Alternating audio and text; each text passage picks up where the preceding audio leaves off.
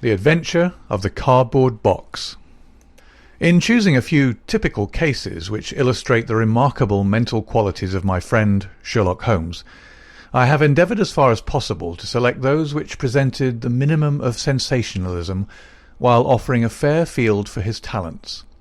It is, however, unfortunately impossible entirely to separate the sensational from the criminal, and a chronicler is left in the dilemma that he must either sacrifice details which are essential to his statement, and so give a false impression of the problem, or he must use matter which chance and not choice has provided him with.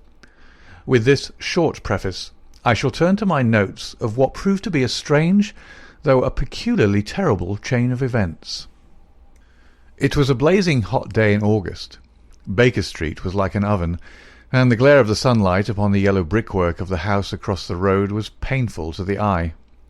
It was hard to believe that these were the same walls which loomed so gloomily through the fogs of winter. Our blinds were half drawn, and Holmes lay curled upon the sofa, reading and rereading a letter which he had received by the morning post.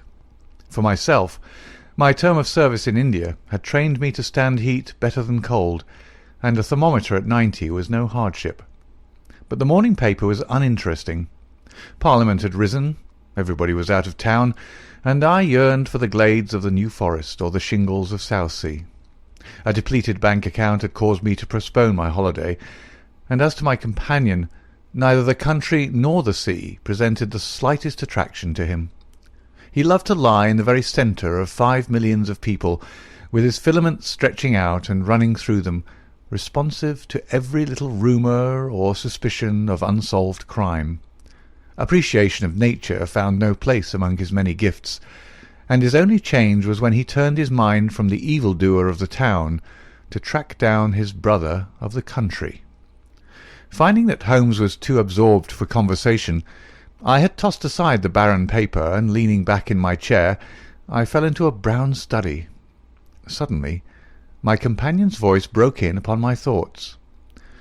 "You are right, Watson," said he. "It does seem a most preposterous way of settling a dispute." "Most preposterous?" I exclaimed, and then suddenly realizing how he had echoed my inmost thoughts, I sat up in my chair and stared at him in blank amazement. "What's this, Holmes?" I cried. "This is beyond anything which I could have imagined." He laughed heartily at my perplexity. "You remember," said he, "that some little time ago when I read you the passage in one of Poe's sketches in which a close reasoner follows the unspoken thoughts of his companion, you were inclined to treat the matter as a mere tour de force of the author. On my remarking that I was constantly in the habit of doing the same thing, you expressed incredulity." "Oh, no!" "Perhaps not with your tongue, my dear Watson, but certainly with your eyebrows. So when I saw you throw down your paper and enter upon a train of thought, I was very happy to have the opportunity of reading it off, and eventually of breaking into it, as a proof that I had been in rapport with you." But I was still far from satisfied. "In the example which you read to me," said I, "the reasoner drew his conclusions from the actions of the man whom he observed. If I remember right, he stumbled over a heap of stones, looked up at the stars, and so on, but I've been seated quietly in my chair, and what clues can I have given you?" "You do yourself an injustice. The features are given to man as the means by which he shall express his emotions, and yours are faithful servants." "Do you mean to say that you read my train of thoughts from my features?" "Your features, and especially your eyes. Perhaps you cannot yourself recall how your reverie commenced?" "No, I cannot." "Then I will tell you.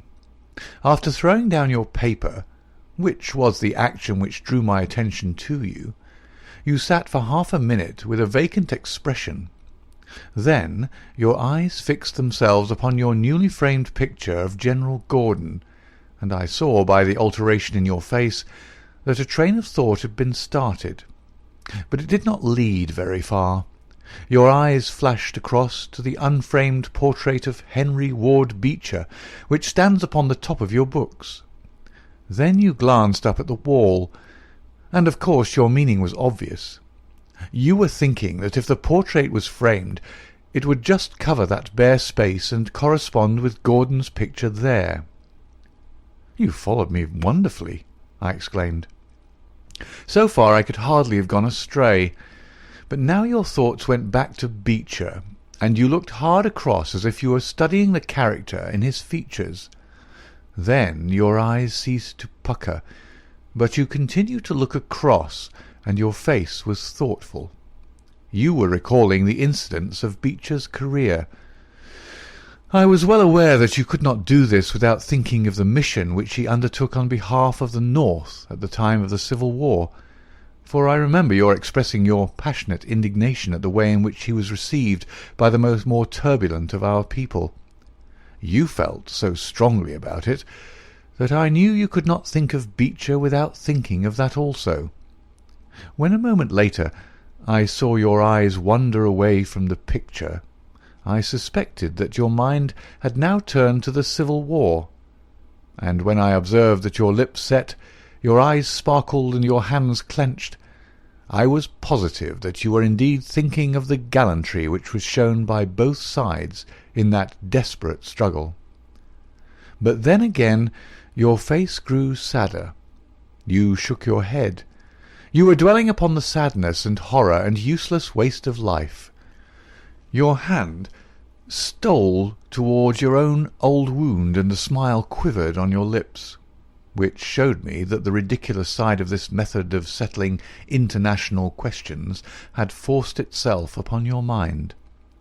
At this point I agreed with you that it was preposterous, and was glad to find that all my deductions had been correct. "Absolutely," said I, "and now that you have explained it, I confess that I am as amazed as before." "It was very superficial, my dear Watson. I assure you I should not have intruded it upon your attention had you not shown some incredulity the other day. But I have in my hands here a little problem which may prove to be more difficult of solution than my small essay in thought-reading. Have you observed in the paper a short paragraph referring to the remarkable contents of a packet sent through the post to Miss Cushing of Cross Street, Croydon?" "No, I saw nothing." "Ah, then you must have overlooked it. Just toss it over to me. Here it is, under the financial column. Perhaps you would be good enough to read it aloud." I picked up the paper, which she had thrown back to me, and read the paragraph indicated. It was headed, "A Gruesome Packet." "Miss Susan Cushing, living at Cross Street, Croydon, has been made the victim of what must be regarded as a peculiarly revolting practical joke, unless some more sinister meaning should prove to be attached to the incident. At 2 o'clock yesterday afternoon, a small packet, wrapped in brown paper, was handed in by the postman. A cardboard box was inside, which was filled with coarse salt. On emptying this, Miss Cushing was horrified to find 2 human ears, apparently quite freshly severed. The box had been sent by parcel post from Belfast upon the morning before. There is no indication as to the sender, and the matter is the more mysterious as Miss Cushing, who is a maiden lady of 50, has led a most retired life and has so few acquaintances or correspondents that it is a rare event for her to receive anything through the post. Some years ago, however, when she retired at Penge, she let apartments in her house to 3 young medical students, whom she was obliged to get rid of on account of their noisy and irregular habits. The police are of opinion that this outrage may have been perpetrated upon Miss Cushing by these youths, who owed her a grudge and who hoped to frighten her by sending her these relics of the dissecting rooms. Some probability is lent to the theory by the fact that one of these students came from the north of Ireland, and, to the best of Miss Cushing's belief, from Belfast. In the meantime, the matter is being actively investigated, Mr. Lestrade, one of the very smartest of our detective officers, being in charge of the case." "So much for the Daily Chronicle," said Holmes as I finished reading. "Now for our friend Lestrade. I had a note from him this morning in which he says, 'I think that this case is very much in your line. We have every hope of clearing the matter up, but we find a little difficulty in getting anything to work upon. We have, of course, wired to the Belfast post office, but a large number of parcels were handed in upon that day, and they have no means of identifying this particular one, or of remembering the sender. The box is a half-pound box of honeydew tobacco, and does not help us in any way. The medical student theory still appears to me to be the most feasible, but if you should have a few hours to spare, I should be very happy to see you out there. I shall be either at the house or in the police station all day. What say you, Watson? Can you rise superior to the heat and run down to Croydon with me on the off chance of a case for your annals? I was longing for something to do. You shall have it, then. Ring for our boots and tell them to order a cab. I'll be back in a moment when I have changed my dressing-gown and filled my cigar-case. A shower of rain fell while we were in the train, and the heat was far less oppressive in Croydon than in town. Holmes had sent on a wire so that Lestrade, as wiry, as dapper, and as ferret-like as ever, was waiting for us at the station. A walk of 5 minutes took us to Cross Street, where Miss Cushing resided. It was a very long street of 2-storey brick houses, neat and prim, with whitened stone steps and little groups of aproned women gossiping at the doors. Half-way down, Lestrade stopped and tapped at a door which was opened by a small servant girl. Miss Cushing was sitting at the front room, into which we were ushered. She was a placid-faced woman with large, gentle eyes and grizzled hair curving down over her temples on each side. A worked antimacassar lay upon her lap, and a basket of coloured silks stood upon a stool beside her. "They are in the outhouse, those dreadful things," said she as Lestrade entered. "I wish that you would take them away altogether." "So I shall, Miss Cushing. I only kept them here until my friend Mr. Holmes should have seen them in your presence." "Why in my presence, sir?" "In case he wished to ask any questions." "What is the use of asking me questions, when I tell you I know nothing whatever about it?" "Quite so, madam," said Holmes in his soothing way. "I have no doubt that you have been annoyed more than enough already over this business." "Indeed I have, sir. I am a quiet woman, and live a retired life. It is something new for me to see my name in the papers, and to find the police in my house. I won't have those things in here, Mr. Lestrade. If you wish to see them, you must go to the outhouse." It was a small shed in the narrow garden which ran behind the house. Lestrade went in and brought out a yellow cardboard box with a piece of brown paper and some string. There was a bench at the end of the path, and we all sat down while Holmes examined one by one the articles which Lestrade had handed to him. "This string is exceedingly interesting," he remarked, holding it up to the light and sniffing at it. "What do you make of this string, Lestrade?" "It has been tarred." "Precisely. It is a piece of tarred twine. You have also, no doubt, remarked that Miss Cushing has cut the cord with scissors, as can be seen by the double fray on each side. This is of importance." "I cannot see the importance," said Lestrade. "The importance lies in the fact that the knot is left intact, and that this knot is of a peculiar character." "It is very neatly tied. I had already made a note to that effect," said Lestrade complacently. "So much for the string, then," said Holmes, smiling. "Now for the box wrapper. Brown paper with a distinct smell of coffee. What, did you not observe it? I think there can be no doubt of it. Address printed in rather straggling characters. Miss S. Cushing, Cross Street, Croydon. Done with a broad-pointed pen, probably a J, and with very inferior ink. The word Croydon has been originally spelled with an I, which has been changed to Y. The parcel was directed then by a man. The printing is distinctly masculine, of limited education, and unacquainted with the town of Croydon. So far, so good. The box is yellow, half-pound honeydew box, with nothing distinctive, save 2 thumb marks at the left bottom corner. It is filled with rough salt of the quality used for preserving hides and other of the coarser commercial purposes, and embedded in it are these very singular enclosures.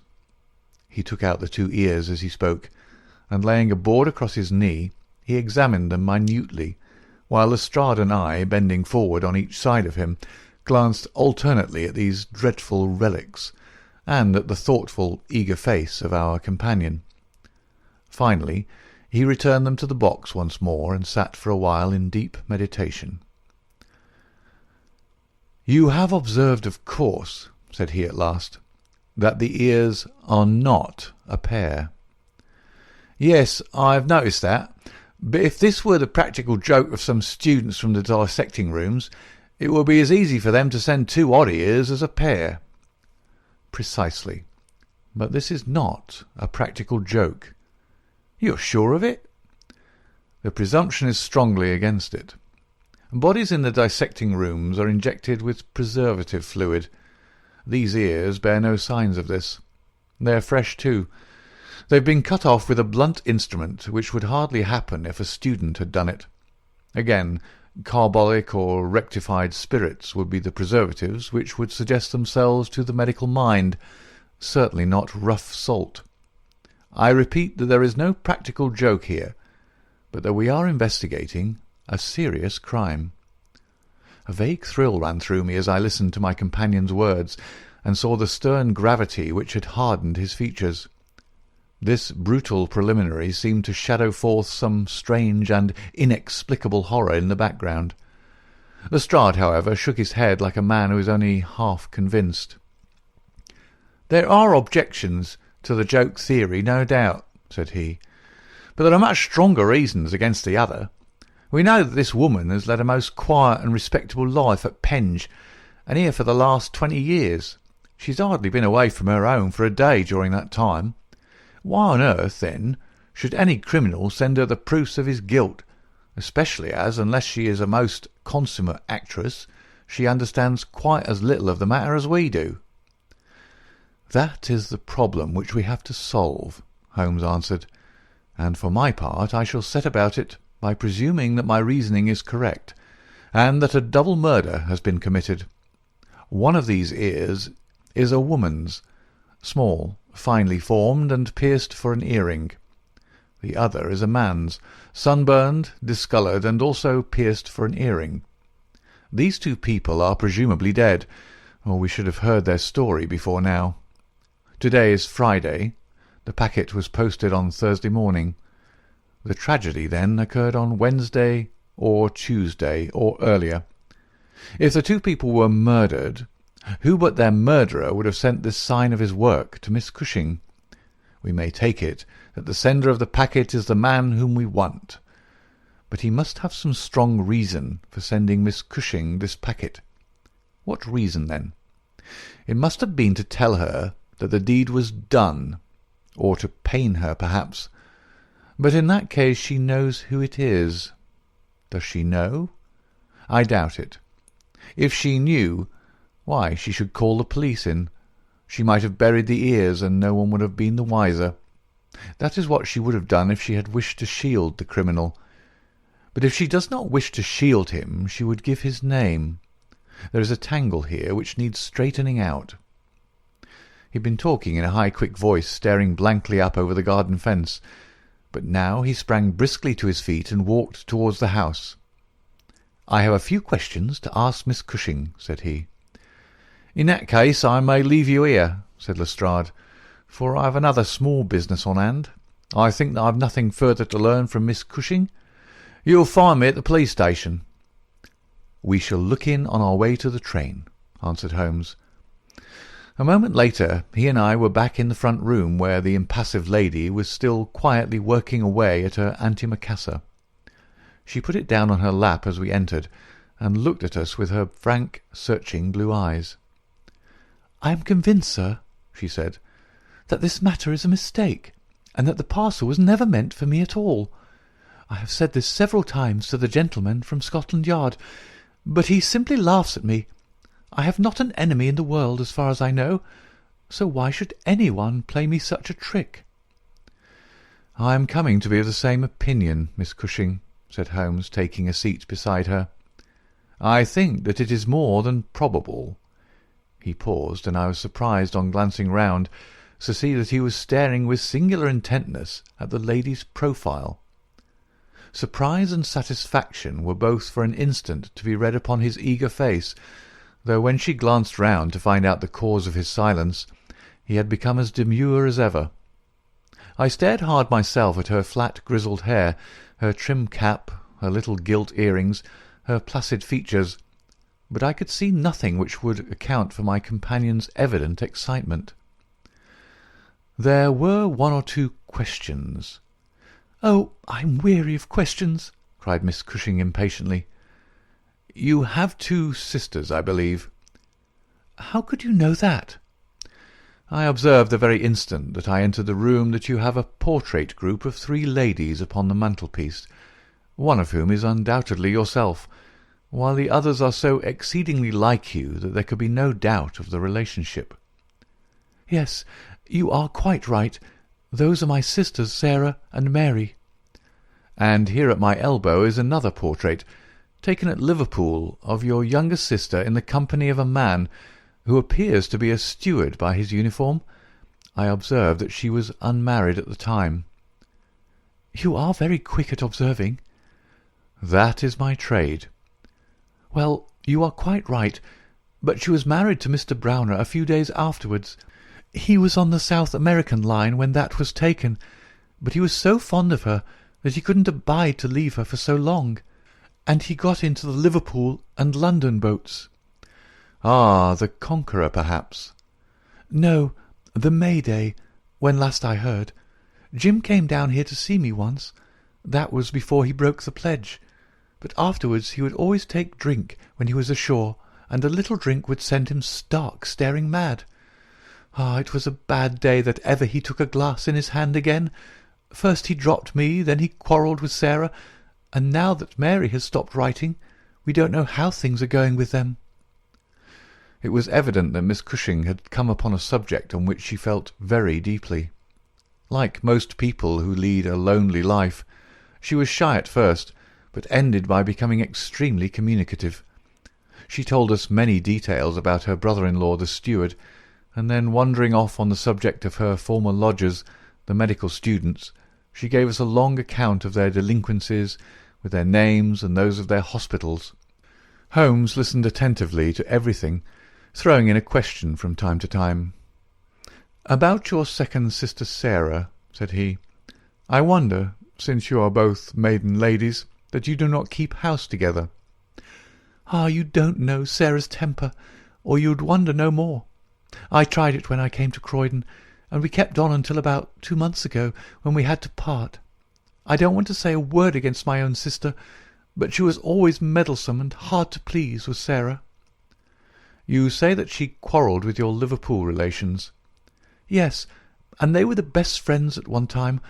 Why, she went up there to live in order to be near them, and now she has no word hard enough for Jim Browner. The last 6 months that she was here she would speak of nothing but his drinking and his ways. He had caught her meddling, I suspect, and given her a bit of his mind, and that was the start of it." "Thank you, Miss Cushing," said Holmes, rising and bowing.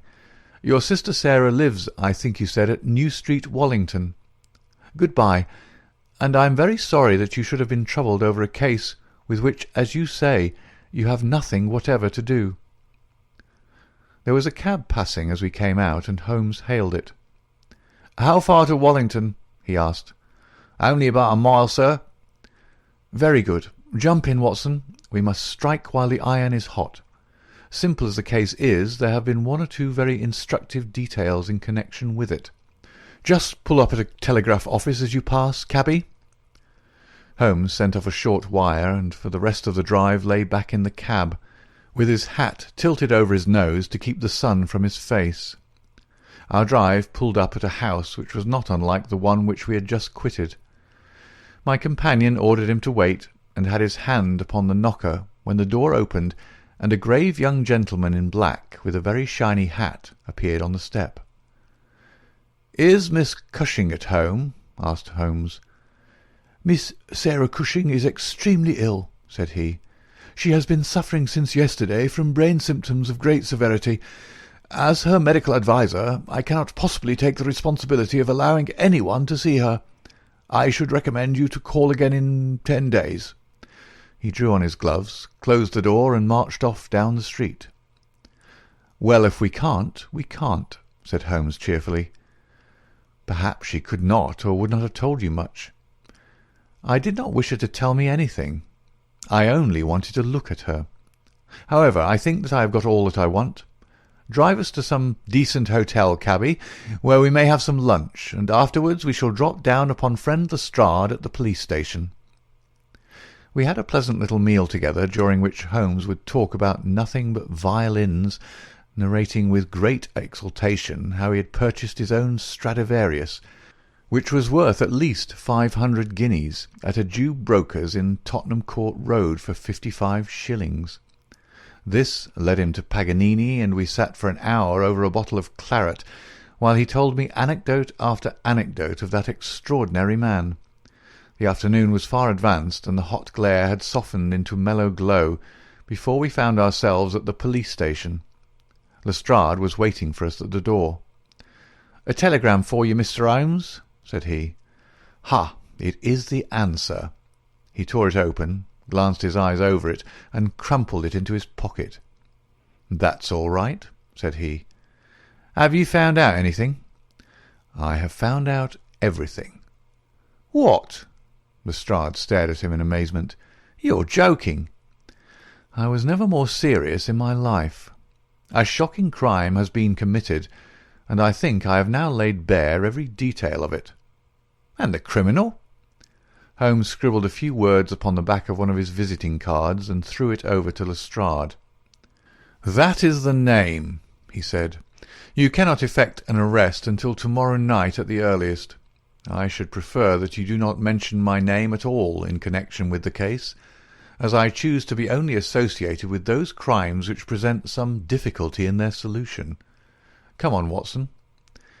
We strode off together to the station, leaving Lestrade still staring with a delighted face at the card which Holmes had thrown him. "The case," said Sherlock Holmes as we chatted over our cigars that night in our rooms at Baker Street, "is one where, as in the investigations which you have chronicled under the names of A Study in Scarlet and of the Sign of 4, we have been compelled to reason backward from effects to causes. I have written to Lestrade, asking him to supply us with the details which are now wanting, and which he will only get after he has secured his man.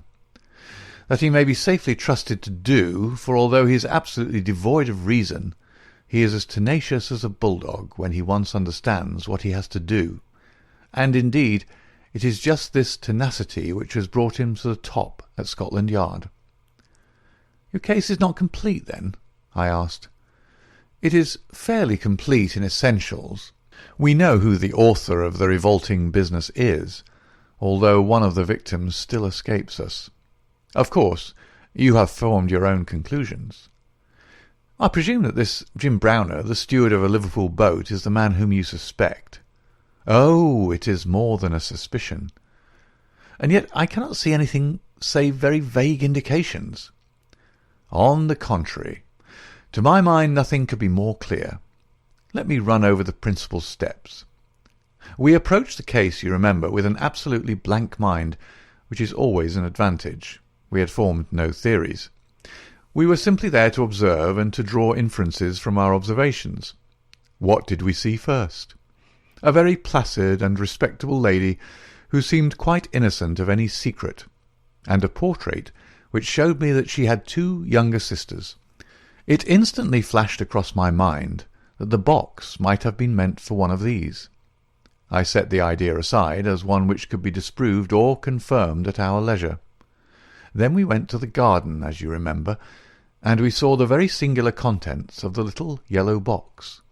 The string was of the quality which is used by sailmakers aboard ship, and at once a whiff of the sea was perceptible in our investigation.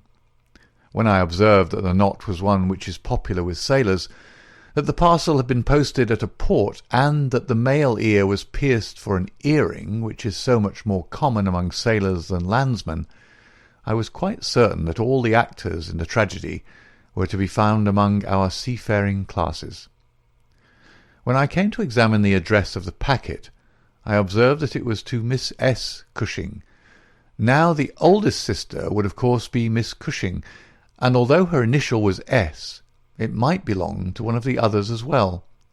In that case, we should have to commence our investigation from a fresh basis altogether.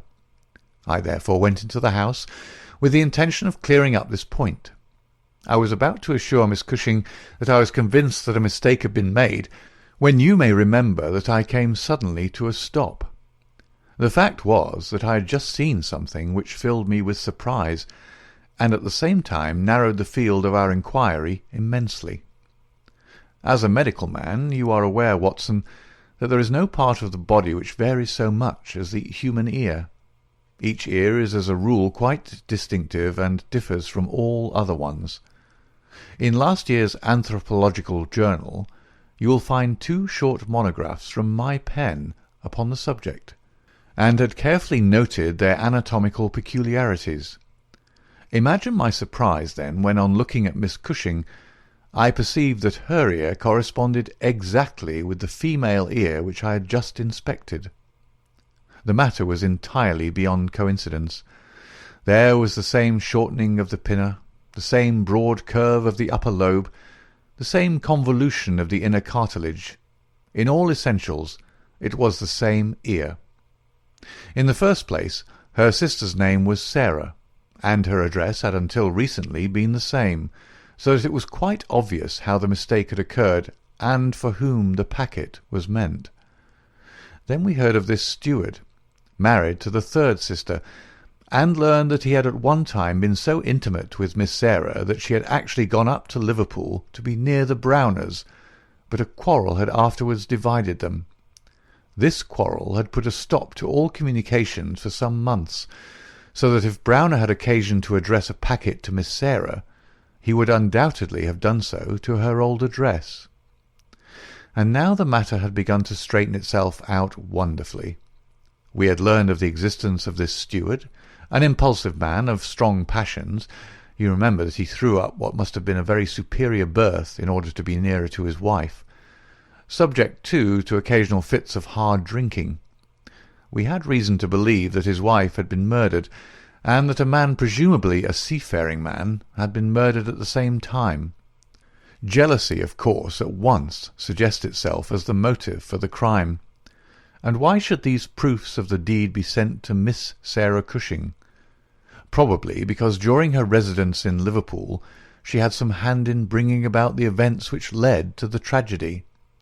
You will observe that this line of boats call at Belfast, Dublin, and Waterford, so that, presuming that Browner had committed the deed, and had embarked at once upon his steamer, the Mayday, Belfast would be the first place at which he could post his terrible packet. A second solution was at this stage obviously possible, and although I thought it exceedingly unlikely, I was determined to elucidate it before going further. An unsuccessful lover might have killed Mr. Browner and Mrs. Browner, and the male ear might have belonged to the husband. There were many grave objections to this theory, but it was conceivable. I therefore sent off a telegram to my friend Algar of the Liverpool force, and asked him to find out if Mrs. Browner were at home, and if Browner had departed in the Mayday. Then we went on to Wallington to visit Miss Sarah. I was curious in the first place to see how far the family ear had been reproduced in her. Then, of course, she might give us very important information. But I was not sanguine that she would. She must have heard of the business the day before, since all Croydon was ringing with it, and she alone could have understood for whom the packet was meant. If she had been willing to help justice, she would probably have communicated with the police already. However, it was clearly our duty to see her, so we went. We found that the news of the arrival of the packet, for her illness dated from that time, had such an effect upon her as to bring on brain fever. It was clearer than ever that she understood its full significance, but equally clear that we should have to wait for some time for any assistance from her. However, we were really independent of her help. Our answers were waiting for us at the police station, where I had directed Algar to send them. Nothing could be more conclusive. Mrs. Browner's house had been closed for more than 3 days, and the neighbours were of opinion that she had gone south to see her relatives. It had been ascertained at the shipping offices that Browner had left aboard the Mayday, and I calculate that she is due in the Thames tomorrow night. When he arrives, he will be met by the obtuse but resolute Lestrade, and I have no doubt that we shall have all our details filled in. Sherlock Holmes was not disappointed in his expectations. 2 days later he received a bulky envelope, which contained a short note from the detective and a typewritten document which covered several pages of foolscap. "Lestrade has got him all right," said Holmes, glancing up at me. "Perhaps it would interest you to hear what he says. My dear Mr. Holmes, in accordance with the scheme which we had formed in order to test our theories—" The "we" is rather fine, Watson, is it not? "I went down to the Albert Dock yesterday at 6 p.m. and boarded the SS Mayday, belonging to the Liverpool, Dublin and London Steam Packet Company. On inquiry, I found that there was a steward on board of the name of James Browner, and that he had acted during the voyage in such an extraordinary manner that the captain had been compelled to relieve him of his duties. On descending to his berth, I found him seated upon a chest with his head sunk upon his hands, rocking himself to and fro. He's a big, powerful chap, clean-shaven and very swarthy, something like Aldridge, who helped us in the bogus laundry affair. He jumped up when he heard my business, and I had my whistle to my lips to call a couple of river police who were round the corner, but he seemed to have no heart in him, and he held out his hands quietly enough for the darbies. We brought him along to the cells, and his box as well, for we thought there might be something incriminating, but bar a big sharp knife, such as most sailors have, we got nothing for our trouble. However, we find that we shall want no more evidence, for on being brought before the inspector at the station, he asked leave to make a statement, which was of course taken down just as he made it by our shorthand man. We had 3 copies typewritten, one of which I enclose. The affair proves, as I always thought it would, to be an extremely simple one. But I am obliged to you for assisting me in my investigation. With kind regards, yours very truly, G. Lestrade. The investigation really was a very simple one, remarked Holmes, but I don't think it struck him in that light when he first called us in. However, let us see what Jim Browner has to say for himself. This is his statement as made before Inspector Montgomery at the Shadwell police station, and it has the advantage of being verbatim. "Have I anything to say? Yes, I have a deal to say. I have to make a clean breast of it all. You can hang me, or you can leave me alone. I don't care a plug which you do. I tell you I've not shut an eye in sleep since I did it, and I don't believe I ever will again until I get past all waking. Sometimes it's his face, but most generally it's hers. I'm never without one or the other before me. He looks frowning and black-like, but she has a kind of surprise upon her face. I, the white lamb, she might well be surprised when she read death on a face that had seldom looked anything but love upon her before. But it was Sarah's fault, and may the curse of a broken man put a blight on her and set the blood rotting in her veins. It's not that I want to clear myself. I know that I went back to drink, like the beast that I was. But she would have forgiven me, she would have stuck as close to me as rope to a block, if that woman had never darkened our door. For Sarah Cushing loved me. That's the root of the business. She loved me until all her love turned to poisonous hate, when she knew that I thought more of my wife's footmark in the mud than I did of her whole body and soul. There were 3 sisters altogether. The old one was just a good woman, the second was a devil, and the third was an angel. Sarah was 33, and Mary was 29 when I married. We were just as happy as the day was long when we set up house together, and in all Liverpool there was no better woman than my Mary. And then we asked Sarah up for a week, and the week grew into a month, and one thing led to another until she was just one of ourselves. I was blue ribbon at that time, and we were putting a little money by, and all was as bright as a new dollar. My God, whoever would have thought that it would have come to this? Whoever would have dreamed it? I used to be home for the weekends very often, and sometimes if the ship were held back for cargo I would have a whole week at a time. and in this way I saw a deal of my sister-in-law Sarah. She was a fine tall woman, black and quick and fierce, with a proud way of carrying her head and a glint from her eye like a spark from a flint. But when little Mary was there I had never thought of her, and that I swear as I hope for God's mercy. It had seemed to me sometimes that she liked to be alone with me, or to coax me out for a walk with her, but I had never thought anything of that. But one evening my eyes were opened. I had come up from the ship and found my wife out, but Sarah at home. "Where's Mary?" I asked. "Oh, she's gone to pay some accounts." I was impatient and paced up and down the room. "Can't you be happy for 5 minutes without Mary, Jim?" says she. "It's a bad compliment to me that you can't be contented with my society for so short a time." "That's all right, my lass," said I, putting out my hand toward her in a kindly way, but she had it in both hers in an instant, and they burned as if they were in a fever. I looked into her eyes, and I read it all there. There was no need for her to speak, nor for me either. I frowned and drew my hand away, and she stood by my side in silence for a bit, and then put up her hand and patted me on the shoulder. "Steady, old Jim," said she, and with a kind of mocking laugh she ran out of the room. Well, from that time Sarah hated me with her whole heart and soul, and she is a woman who can hate too.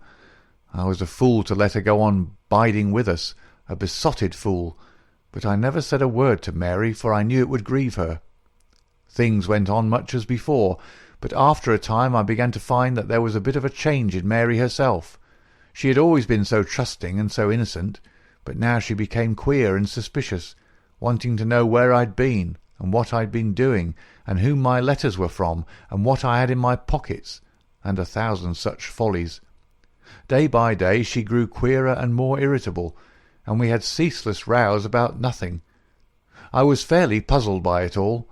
Sarah avoided me now, but she and Mary were just inseparable. I can see now how she was plotting and scheming and poisoning my wife's mind against me, but I was such a blind beetle that I could not understand it at the time. Then I broke my blue ribbon and began to drink again, but I think I should not have done it if Mary had been the same as ever. She had some reason to be disgusted with me now, and the gap between us began to be wider and wider. And then this Alec Fairbairn chipped in, and things became 1,000 times blacker. It was to see Sarah's he came to my house first, but soon it was to see us, for he was a man with winning ways, and he made friends wherever he went. He was a dashing, swaggering chap, smart and curled, who'd seen half the world and could talk of what he'd seen. He was good company, I won't deny it, and he had wonderful polite ways with him for a sailor man, so that I think there must have been a time when he knew more of the poop than the forecastle. For a month he was in and out of my house, and never once did it cross my mind that harm might come of his soft, tricky ways. And then at last something made me suspect, and from that day my peace was gone for ever. It was only a little thing too. I had come into the parlour unexpected, and as I walked in at the door I saw a light of welcome on my wife's face. But as she saw who it was, it faded again, and she turned away with a look of disappointment. That was enough for me. There was no one but Alec Fairbairn whose step she could have mistaken for mine. If I could have seen him, then I should have killed him, for I have always been like a madman when my temper gets loose. Mary saw the devil's light in my eyes, and she ran forward with her hands on my sleeve. "Don't, Jim, don't," says she. "Where's Sarah?" I asked. "In the kitchen," says she. "Sarah," says I, as I went in, "this man Fairbairn is never to darken my door again." "Why not?" says she. "Because I order it." "Oh," says she, "if my friends are not good enough for this house, then I'm not good enough for it either." "You can do what you like," says I, "but if Fairbairn shows his face here again, I'll send you one of his ears for a keepsake." She was frightened by my face, I think, for she never answered a word, and the same evening she left my house. Well, I don't know now whether it was pure devilry on the part of this woman, or whether she thought that she could turn me against my wife by encouraging her to misbehave. Anyway, she took a house just 2 streets off and let lodgings to sailors. Fairbairn used to stay there, and Mary would go round to have tea with her sister and him. How often she went I don't know, but I followed her one day, and as I broke in at the door, Fairbairn got away over the back garden wall like the cowardly skunk that he was. I swore to my wife that I would kill her if I found her in his company again, and I led her back with me, sobbing and trembling, and as white as a piece of paper. There was no trace of love between us any longer. I could see that she hated me and feared me, and when the thought of it drove me to drink, then she despised me as well. Well, Sarah found that she could not make a living in Liverpool, so she went back, as I understand, to live with her sister in Croydon, and things jogged on much the same as ever at home. And then came this week, and all the misery and ruin. It was in this way. We'd gone on the May Day for a round voyage of 7 days, but a hogshead got loose and started one of our plates, so we had to get back into port for 12 hours. I left the ship and came home, thinking what a surprise it would be for my wife, and hoping that maybe she would be glad to see me so soon. The thought was in my head as I turned into my own street, and at that moment a cab passed me, and there she was, sitting by the side of Fairbairn, the two chatting and laughing, with never a thought for me as I stood watching them from the footpath. I tell you, and I give you my word for it, that from that moment I was not my own master, and it is all like a dim dream when I look back on it. I've been drinking hard of late, and the two things together fairly turned my brain. There's something throbbing in my head now, like a docker's hammer, but that morning I seemed to have all Niagara whizzing and buzzing in my ears. It was just as if they'd been given into my hands. There was a bit of a haze, and you could not see more than a few 100 yards. I hired a boat for myself, and I pulled after them. I could see the blur of their craft, but they were going nearly as fast as I, and they must have been a long mile from the shore before I caught them up. The haze was like a curtain all round us, and there we were, 3 in the middle of it. My God, shall I ever forget their faces when they saw who was in the boat that was closing in upon them? She screamed out. He swore like a madman and jabbed at me with an oar, for he must have seen death in my eyes. I got past it, and got one in with my stick that crushed his head like an egg. I would have spared her, perhaps, for all my madness, but she threw her arms round him, crying out to him and calling him Alec. I struck again, and she lay stretched beside him. I was like a wild beast then that had tasted blood. If Sarah had been there, by the Lord, she would have joined them. I pulled out my knife, and well, there, I've said enough. It gave me a kind of savage joy when I thought how Sarah would feel when she had such signs as these of what her meddling had brought about. Then I tied the bodies into the boat, stove a plank, and stood by until they had sunk. I knew very well that the owner would think that they'd lost their bearings in the haze and had drifted off out to sea. I cleaned myself up, got back to land, and joined my ship without a soul having a suspicion of what had passed. That night I made up the packet for Sarah Cushing, and next day I sent it from Belfast. There you have the whole truth of it. You can hang me or do what you like with me, but you cannot punish me as I have been punished already.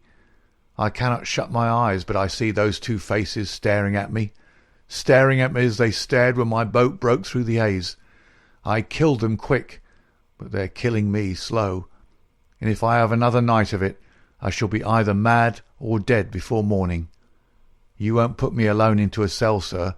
For pity's sake, don't, and may you be treated in your day of agony as you treat me now." "What is the meaning of it, Watson?" said Holmes solemnly, as he laid down the paper. "What object is served by this circle of misery and violence and fear? It must tend to some end, or else our universe is ruled by chance, which is unthinkable. But what end? There is the great standing perennial problem to which human reason is as far from an answer as ever."